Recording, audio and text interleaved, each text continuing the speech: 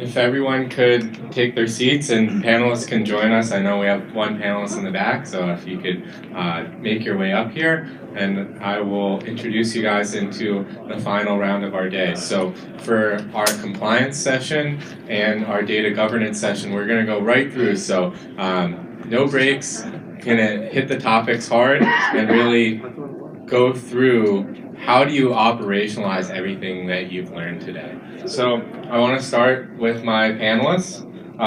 First is Susan Goldsmith. She's a partner at M&E in the IP practice. She handles software, trademarks, licensing, and she's also the chair of the Licensing Executive Society. So not only is her ideas specific to her, but she's passing the information on to other people which are within licensing as well. And then I have Pankaj. He's a senior principal at Infosys in the data privacy practice. He's spent almost 2 decades implementing big data privacy projects and making sure that the governance on those projects as well. So he knows when the projects get tough, they bring him into the projects. And then on the left of Susan is Praffel. He's an independent consultant in privacy, and most recently he was at Citigroup. So he, like some of the other panelists, is deep in financial services and has been through a lot of the data. And last but certainly not least is Mark Gilman, who is the general counsel at Data Lake. Data Lake is an up-and-coming rising star within the startup space in New York. They've raised substantial funds so far, and they are focused on AI reg tech for some of the video technologies. So I'm sure all the panelists will share more about it, but I'm going to pass it off to the moderator, Susan. Thank you so much. Thanks everybody for coming today. It's been a long day already, so I really appreciate your time. But I just do want to clarify, I'm not the chair of the Licensing Executive Society, which is a very big organization devoted to licensing in all different aspects.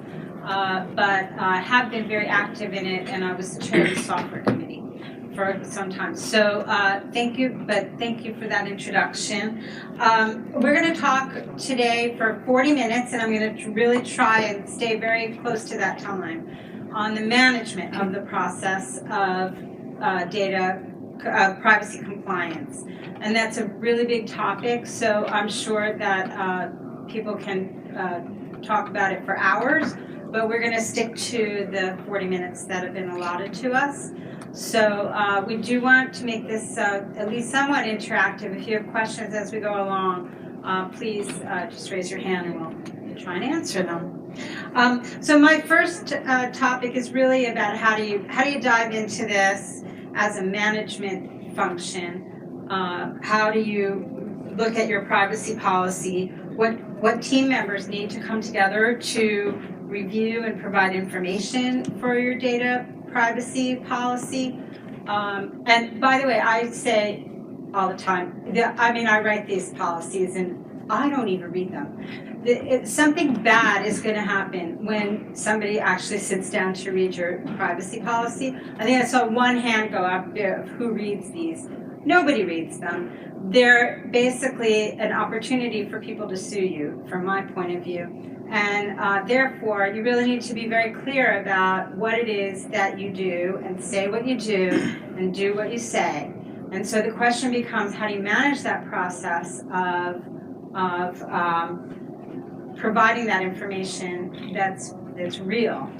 So I want to talk from a point of view of the startup, the bigger company, and the medium company, and just if you could please talk about how you manage that process of the privacy policy.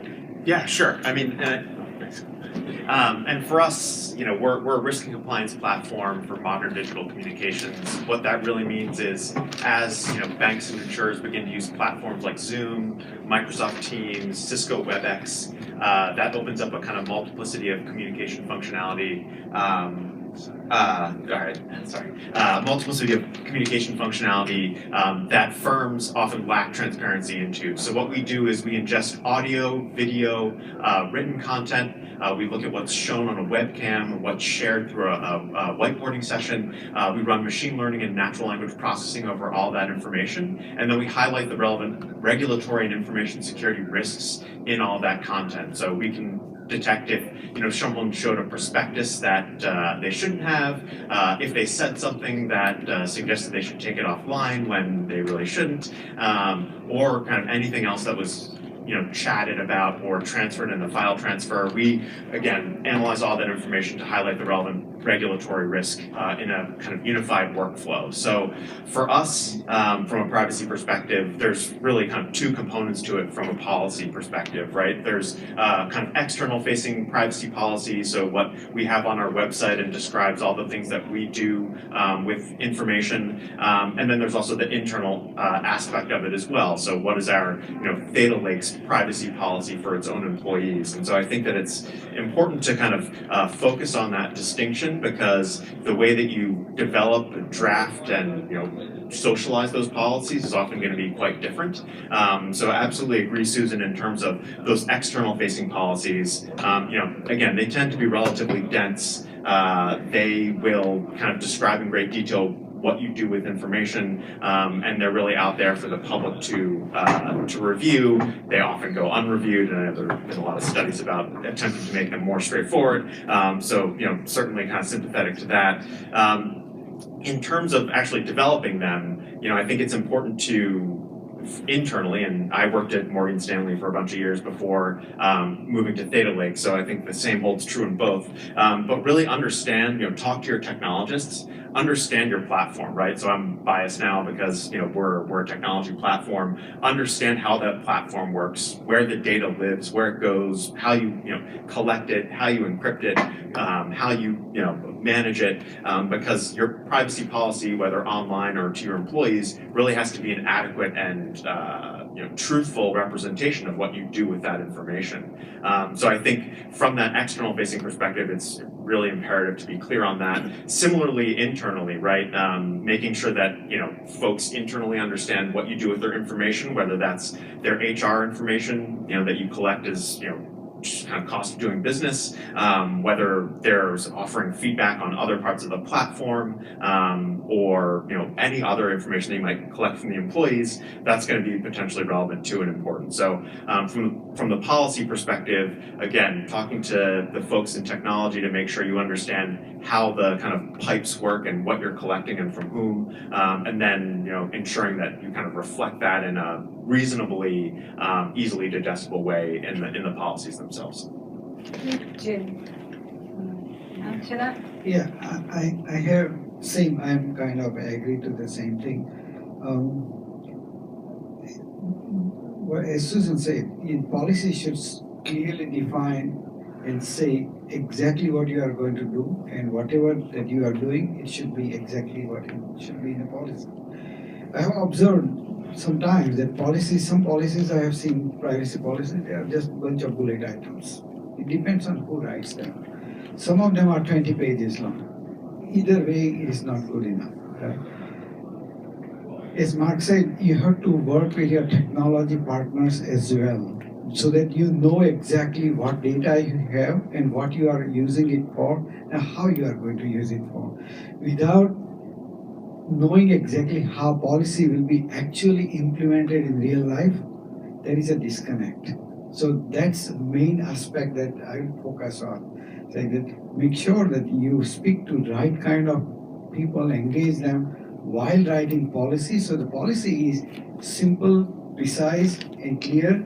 And not only that, as policy is implemented, you also have to collect evidences of the data that you are doing so that whenever there is an enforcement action or regulatory request comes in, you can show the evidence that we have been doing this in a good faith.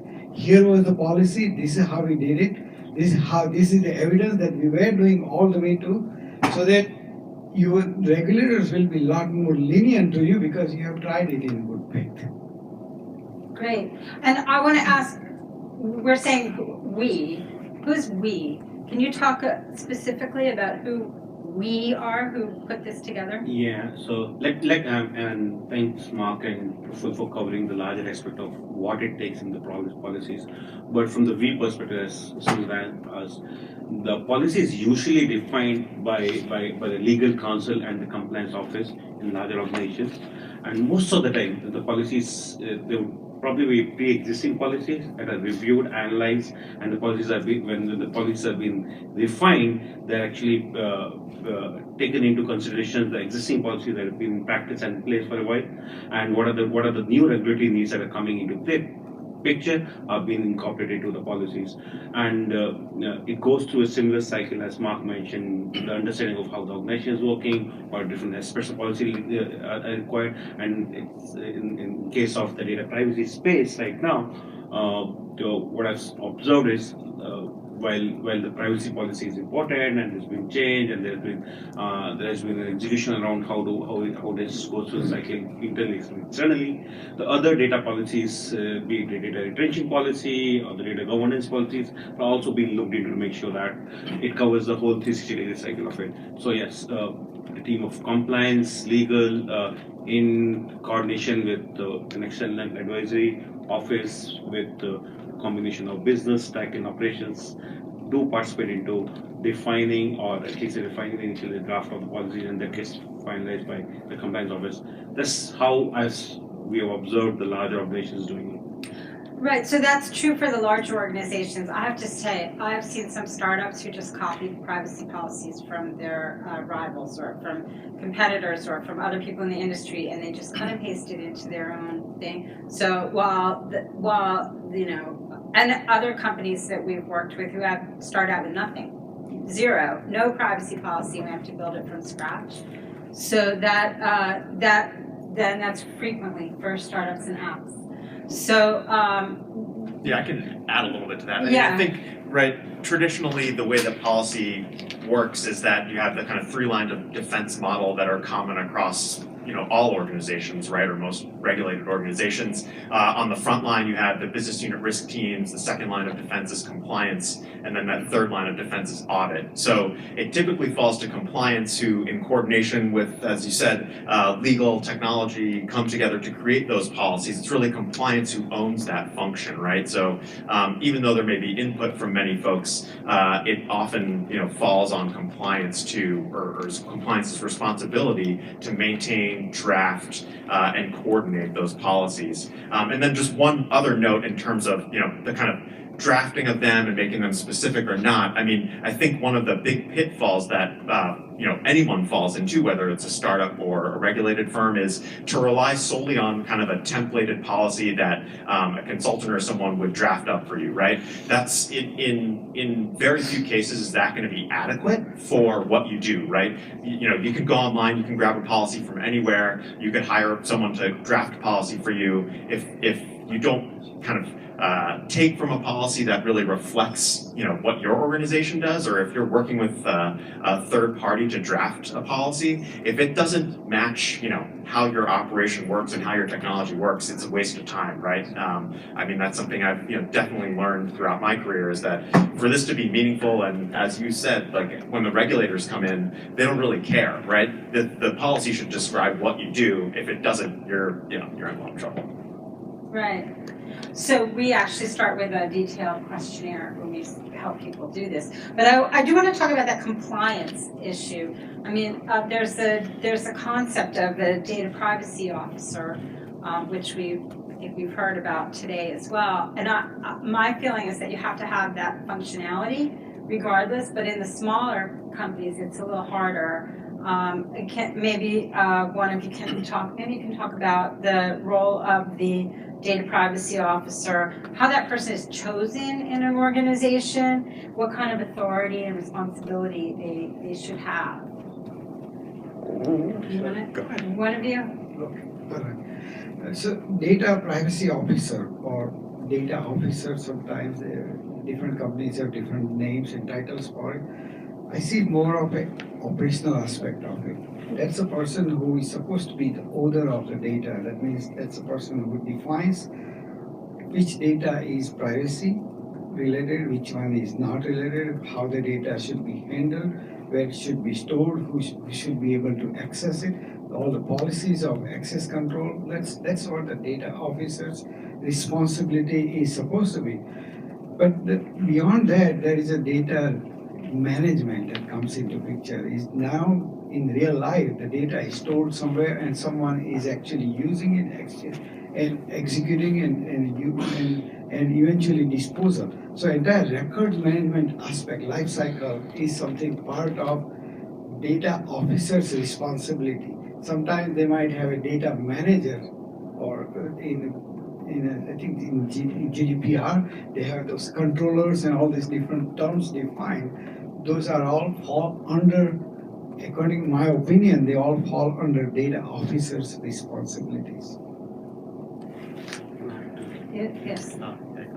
Just to add to what Praful mentioned, while DPO is a defined term and GDPR mandates to do it, with CCPA, it is, although it's not a requirement, what is happening, what we have observed is most of the organizations are either combining it with an enterprise data office space or a CD office space to start with, where the ownership of consumer data falls in place, but the responsibility of the data ownership or the compliance ownership is still lying with the chief compliance office.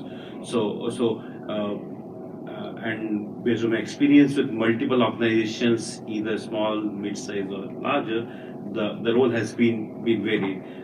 Larger organizations have been really relying on the enterprise data offices, while the smaller organizations are primarily focused on leaning on chief compliance officer playing a role of making sure that someone within his team has a dual responsibility along with the IT to take care of it. So, but the role is mostly clearly defined in larger enterprises where you have an enterprise data office or a GDO supporting this role.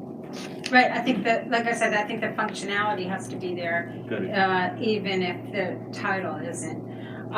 Let's talk a little bit about compliance and how it gets implemented. We talked about privacy by design a fair amount here. We've talked about the privacy policy itself. We should talk about impact assessments and how that gets treated. I think you were talking about that in the hall, so if you want to talk about that now. And I can start with that. Probably Mark can cover a little part of it. So when it really comes to execution of any Privacy Act and how it's been established on how the organization deals with it, it all starts with data privacy impact assessment exercise or readiness assessment to figure out where data lies and how are you prepared with existing, given the law might be in practice soon, and figure out like in case of CCPA, where consumer data is, how are we storing it, do we have a way or measure to classify the data, structure the data, identify the data, and discover what the consumer data would be tomorrow. If we have to build a DSA, how do we do that? DSA is data subject access rights report. So that comes to the data aspects of it, but from holistically, when you do the assessment, you do the assessments beyond just data. You need to review the policies, the procedures, ensure that there is communication on training aspects of it. You have an aspects of communication with respect to the consumer service that needs to support it. So standard operating procedures of how operations will handle it will have to be taken. There's a whole 9 yards of activities that needs to be taken care. And the ideal way of doing it and the practice that we have been following is to usually go with a framework and a lot of organizations keep asking us about whether there is a tool or a technology solution that I can buy from the market. There's no really tool or technology that can fully capture the needs of data privacy, because every organization has their own needs and the way they handle the data is different. So there's a framework and structure that covers the aspects that's really taken care of it. And the key aspects of the framework requires readiness, vendor management, privacy policies, preference management, security assessment, and other things. Do you want to add to that? Yeah, sure.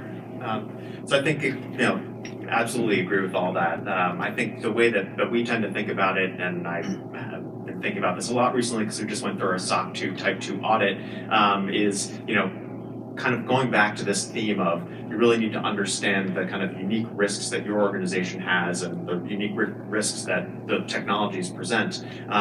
First is doing just a generalized risk assessment, right? To understand what are the potential risks, what are the potential threat vectors that we might have to deal with as an organization as a result of the technology and other kind of processes and systems that we've built. So I think risk assessment at a high level is really important to kind of help define, what you need to protect, and then also kind of inform how you draft policies around that stuff. And then on the more specific kind of privacy side, doing those data privacy impact assessments. There are a lot of different kind of ideas out there. I think actually the UK's ICO has a really nice template for doing DPIAs that really get you to think about all the things that you should be based on the type of processing you're doing. So I think those help to inform the privacy policies often in more kind of richer detail, right? So thinking more granularly about a particular type of data that you're going to be storing or processing, and making sure that you've executed that DPIA to kind of reasonable level of satisfaction, and then that your privacy policy then describes, okay, if we have biometric data, how is that potentially different from other data that we might have? What else are we going to have to do to protect, describe what we do, or notify third parties about how we use that data? Because that's going to be very materially impactful, as a lot of the kind of recent case law around the Illinois biometric privacy law has shown. I add something the same but little different perspective on this. One of the responsibility of data officer is standardization. Around 5 years back, my previous company, they established the Office of Chief Data Office. Okay, that's called Chief Data Officer. And they hired me first one in their group. One of the first thing we did was we made inventory of all the data that is out there that we are using. And we found that simple data element like account was used in so many different ways in a company. There was no correlation among those accounts at all. So when you are trying to implement privacy, now you are not really aware of which data elements that you are actually capturing in terms of privacy.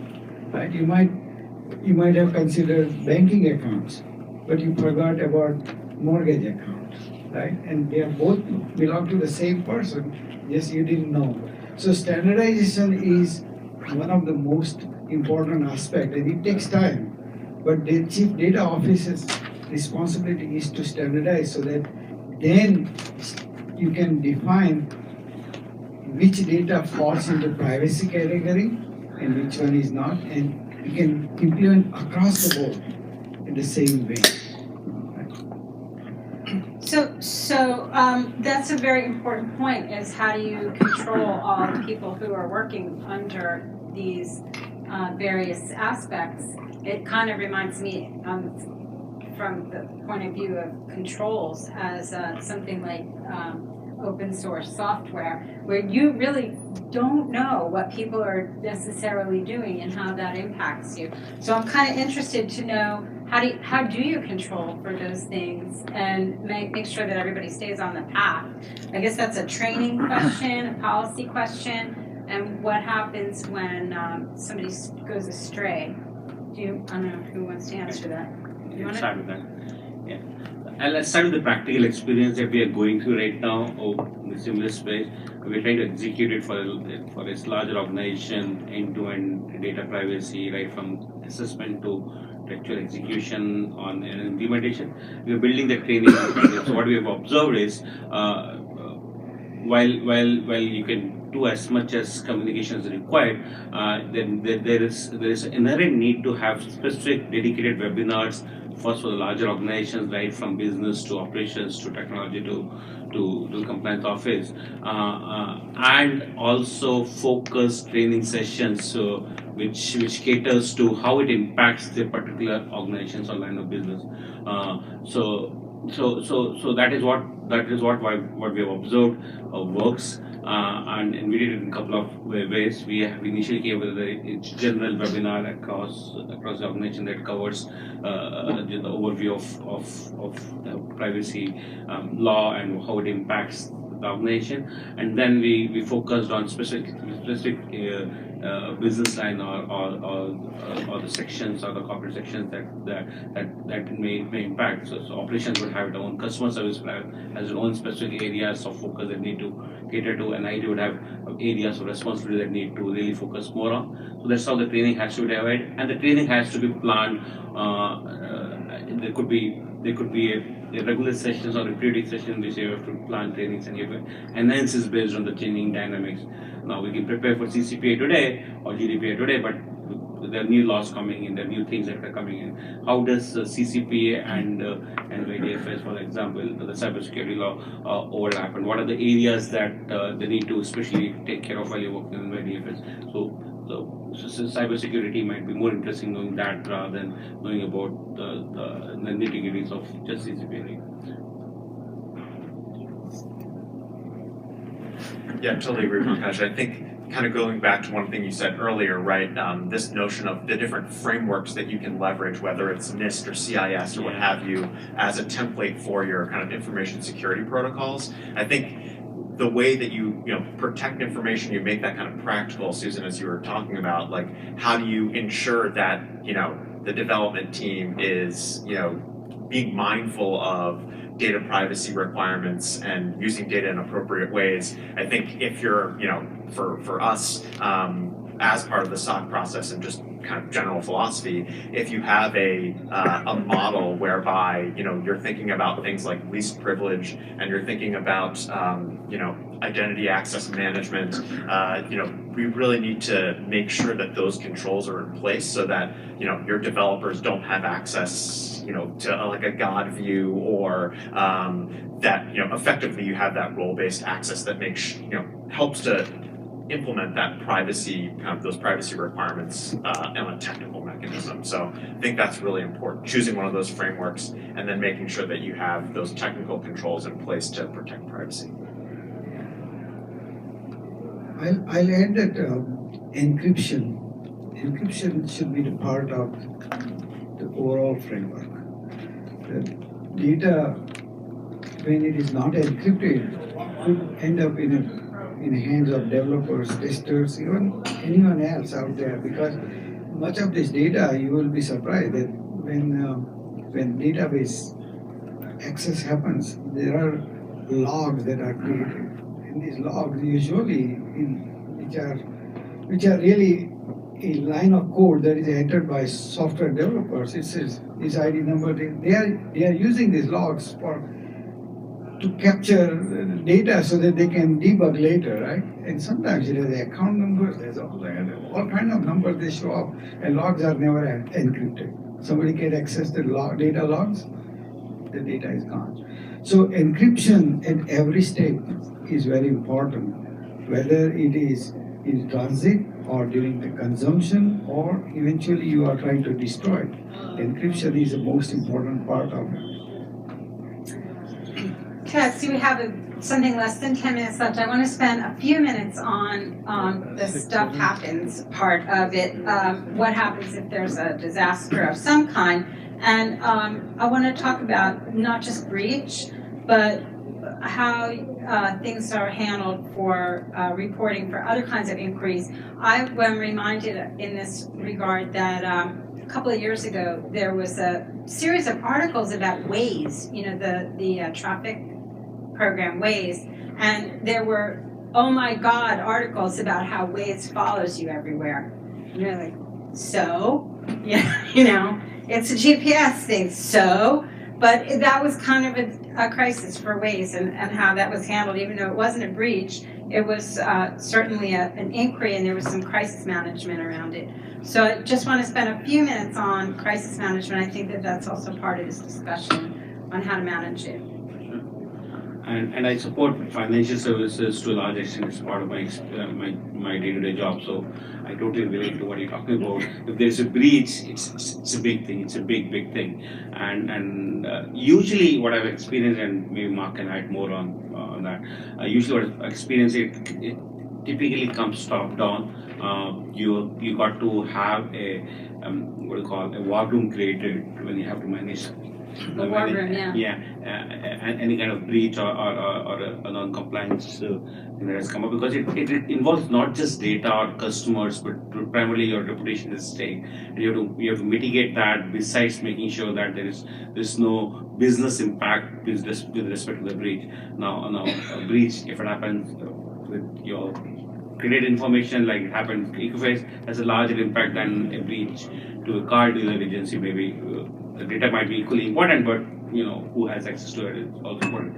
So financial services organizations take it really seriously, and then they usually start at the war room with a legal and compliance team, regulatory and compliance team, working along with business to see what the nature of impact is, how big the impact is, and then it goes through a usual cycle of impact assessment when it comes to identifying the breach and then mitigating the breach. The breach notification, I know, it started with California. Again, it took all states have its own process, but I think it's very industry segment specific. Also, certain industry segments have a lot more processes to follow rather than others. So, I think in financial industry there is 2 weeks. Company is given 2 weeks to inform regulatory authorities that breach has happened, and I think it's 45 days to inform end user. It depends on the state. It Depends on the state. Every state has a different law. Those are the numbers that we try to work with.